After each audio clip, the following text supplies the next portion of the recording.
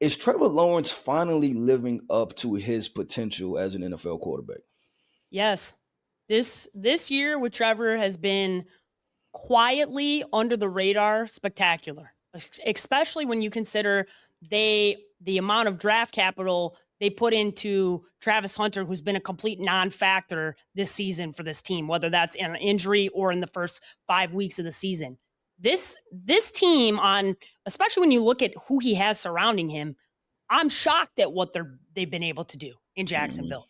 And Trevor has found ways to win. If you've watched him play over the last 5 6 weeks, it's been some of the best stretch of football you've ever seen from anybody this season. He's putting up crazy numbers. That Denver game put a lot of people on the map to what's going on in Jacksonville. And Trevor Lawrence has always shown you periods of time, right? You've seen a couple games here, a couple games there. You always saw enough to buy into, okay, Trevor's good enough to play. This season, I think, has cemented him as, no, I understand who this guy is. This is a guy you can build around. He has the ability to be the type of player that we thought he was going to be. He's toughed it out. He's had big wins. He's had marquee moments. He just plays in Jacksonville where nobody pays attention to that. And that's the problem. But Trevor Lawrence has had a spectacular year. It's benefited him in some ways because he hasn't received the same amount of criticism he would have received if he was in a different market. So there are certain parts of this that have benefited him. Now he's in the spotlight. He's at the top of the AFC. He has an opportunity to go potentially win a Super Bowl. I'm not ready to put them in that caliber, but I think when I look at Trevor Lawrence and what he's been able to do this year with Liam Cohen, you have to go, wow, okay, this is what happens when you get the right coach with the right player and do the right things. And you're seeing it play out right in front of you.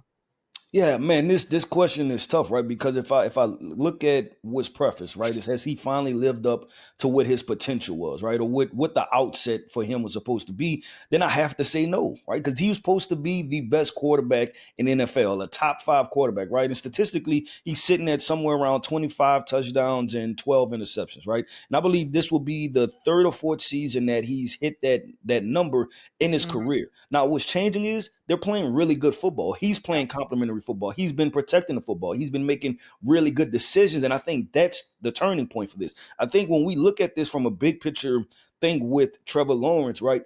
Everybody compared him to he was the generational quarterbacks, right? It was the Andrew Lucks, it was the Peyton Mannings, right? But we need to ask ourselves: is Trevor Lawrence more Eli Manning than Peyton Manning, Mm-hmm. right? And then you the Jacksonville Jaguars, you ask yourself, well, hey, then maybe this guy can't win us a Super Bowl, but can we win a Super Bowl with him? And Trevor Lawrence might be one of those quarterbacks that have to have pieces around him to win, to be able to win football games. And listen, you throw the first year away with Urban Meyer, right? And when you get the Yeah. Urban Meyer experience, it takes you a couple years to shake back. I mean, look at Florida, right? Florida still hasn't been great since he since he left there in Shelby. So it takes a couple years to kind of shake back. But I look at it and I say, unfortunately, I don't think he'll ever live up to that part where he's the 40 touchdowns and the 5 interception quarterback that we thought when he was calling him touchdown Jesus and the best quarterback prospect we've ever seen. But can he consistently play at a 25 to 30 touchdown pace? I think that's great if you get that out of Trevor Lawrence. Yeah, he's been as good as advertised this year. I really think what he did in Denver against that defense was spectacular. That was Mhm. such a big moment for him and his legacy and turning the corner as far as how he is seen and how he's evaluated. I like what you said though about the Eli thing because I think the reality is there's so much pressure and there's so much conversation around these guys every single year to just say there's once in a generation needs to be taken seriously. We keep saying generational talent every single year, and Mhm. by nature, that cannot be accurate because once in a generation means exactly what it means once in a generation. So you're not getting one of those players every single year. Trevor, I think, from a mental standpoint, has never been that guy. If you watched him, if you interviewed him, if you hear him talk, he's always been a different cat. And I think the physical part of him is the part that everybody fell in love with. And the big turning point for me was him and Liam Cohen seemed to have some combativeness as far as the coaching relationship they had early on. But I almost think it's similar to the Bo Nix, Sean Payton situation, where that is maybe the type of coach that he actually needed to inspire the type of play that you're seeing from him. Because if you see them out there now, there's brash moments between the two, but I think it's forcing Trevor to be a tougher guy, a more serious guy, a better leader out there, because Liam is very brash. And he has taken this approach of it's us versus the world, right? Nobody believes in us because we're lonely little Jacksonville. And part of that is true. You are lowly little Jacksonville and you are a small market, but Yeah, you people do can't get believe. mad at that. You're like, and I'm sorry, I'm about to No, you derail this, good. right? Because this is the second time in a row where Liam Cohen has taken a comment and thrown it in the opposite direction, right? And the first one was with our guy, the San Francisco 49ers Oh, defensive yeah, with coordinator. Remember? Robert Saleh. Yeah, early on in the year, and Salah wasn't even criticizing him, and he took that left, right? Like, nobody's Yeah, criticizing you. Relax. And you know why nobody's criticizing you? Because you're lonely little Jacksonville. Nobody's 100%. worried about Jacksonville. No, he's the meme of Michael Jordan where he takes everything personally. That's Yeah. him, right? Yep. He's going to find every single thing to use it as motivation for them. But to the original question, right? Living up to his potential. I think for me, I think this version of him taking a Jacksonville team to a top of that division to be a top title contender in the AFC, that should be what people consider it to be his potential. Because as much as people want to make it all about him, this is a team game. There's no Mhm. single quarterback in this NFL that can overcome having a bad team.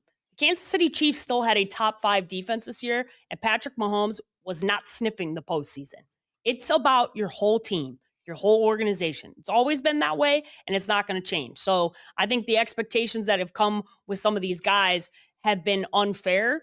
And quite frankly, the organizations have failed them. I'm just happy that Jacksonville stuck it out. They seem to have gotten the coach right. And it'll be very interesting to see how he can write his legacy if he has a great postseason run and begin to kind of become that version of him that everybody thought that they would see.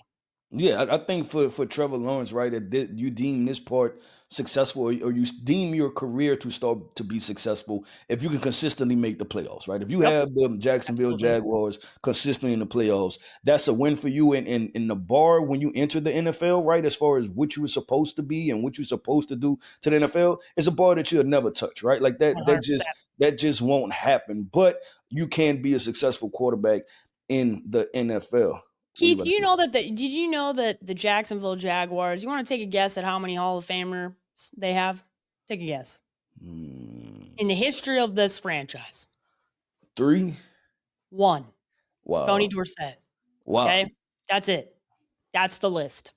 So I think it's also important to understand the historical context of what type of a franchise he walked into and Mhm. how big of an opportunity, but also the pressure that it comes along with that. I think when this team, that Blake Bortles team, I think it was 2016, 2017 that went to Yep. that AFC championship game, right? They were a blip on the radar. This is now, he's already had a playoff run. This could be a more serious playoff run. Can he build on this? Can the next 2-3 years be them consistently either winning the division or being at the top of the division? If he follows this up with another year like this, I think the bust conversation will go away because Yeah. Jacksonville, quite frankly, one Hall of Famer.